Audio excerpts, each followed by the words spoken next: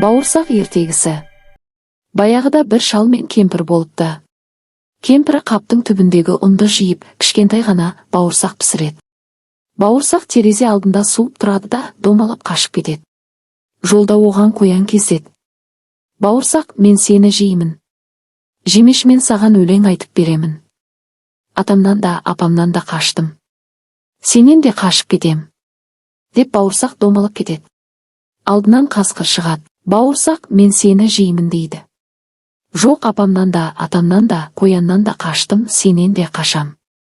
Деп тағы домалап кетеді. Одан кейін аю кездеді. Бірақ бауырсақ одан да қашып кетеді. Соңында қу түлкі шығады. Бауырсақ, сен қандай әдемісің дейді. Әніңді тұмсығыма шығып айтшы, құлағым естімейді дейді.